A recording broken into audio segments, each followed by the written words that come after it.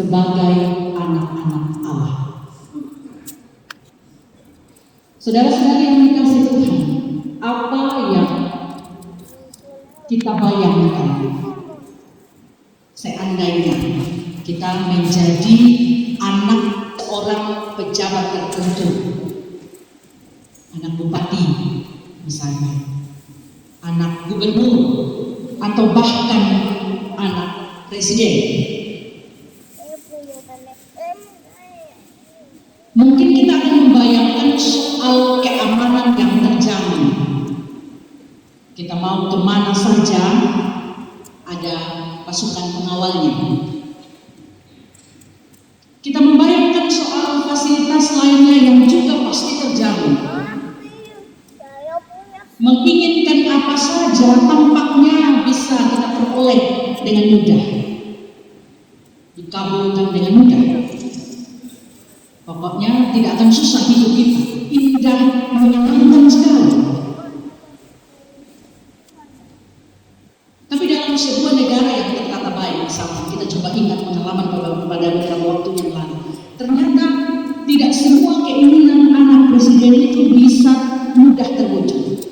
Kita ingat pengalaman anak perempuan dari Presiden Joko Widodo, Kahiyang Ayu, waktu itu tes seleksi calon pegawai negeri sipil waktu itu, mestinya tidak perlu susah-susah untuk ikut tes lagi, tahu saja pasti lolos dan akan dapat teman. Atau kalau ikut tes tidak perlu khawatir lagi hasilnya bagaimana, pasti akan lolos. Mestinya begitu. Tapi nyatanya dia dikatakan tidak lolos dalam seleksi itu. Artinya apa? Artinya status kita, posisi kita tidak menjamin semua akan indah dan menyenangkan. Status kita tidak menjamin apa yang kita inginkan itu dengan mudah terwujud sesuai dengan mau kita. Nah, sekarang apa yang kita bayangkan kalau kita disebut sebagai anak-anak Allah? Apakah yang ada di pikiran kita juga segala permohonan kita akan dikabulkan oleh Allah, segala kenyamanan, kemudahan, sukses hidup akan kita rasakan? Tidak ada lagi namanya hidup susah karena semua dipenuhi secara cepat, secara tepat oleh Allah. Apakah ini yang ada dalam bayangan kita? Saudara-saudari yang dikasihi Tuhan, di bawah tema menikmati hidup sebagai anak-anak Allah, maka ada hal yang perlu kita ketahui untuk kemudian kita lakukan dalam hidup kita. Yang pertama, menjadi anak-anak Allah itu memang satu hal yang membuat kita berbahagia, membuat kita ada dalam suasana sukacita. Bagaimana tidak? Kita yang berdosa ini dilayakkan oleh Allah untuk menjadi anaknya karena karya Yesus Kristus. Kita semua bersukacita karena kita adalah anak-anak Allah. Kalau kita perhatikan tadi penulis Injil Yohanes katakan kepada kita bahwa kehadiran Yesus Kristus ke dunia ini memberi sukacita bagi kita, karena setiap orang yang menerima dan percaya kepada Yesus Kristus mendapatkan kuasa atau diberi hak menjadi anak-anak Allah. Dan status sebagai anak-anak Allah itu bukan didasarkan pada proses biologis atau didasarkan darah dan daging sebagai keturunan Abraham, Ishak dan Yakub sebagaimana yang dipahami oleh bangsa Israel dalam masa perjanjian lama, tetapi berdasarkan iman kepada Tuhan Yesus Kristus. Dan sebagai anak-anak Allah, maka tentu kasih-Nya, penyertaan-Nya itu menjadi berkat yang tidak terpisahkan dari hidup kita. Tapi ada hal juga yang harus kita ingat, bahwa berkat-berkat Allah bagi kita tidak berarti segala yang kita inginkan pasti terjadi, karena yang menjadi ukurannya adalah kehendak Allah, bukan kehendak kita, bukan keinginan kita. Maka ketika dalam hidup ini kita tidak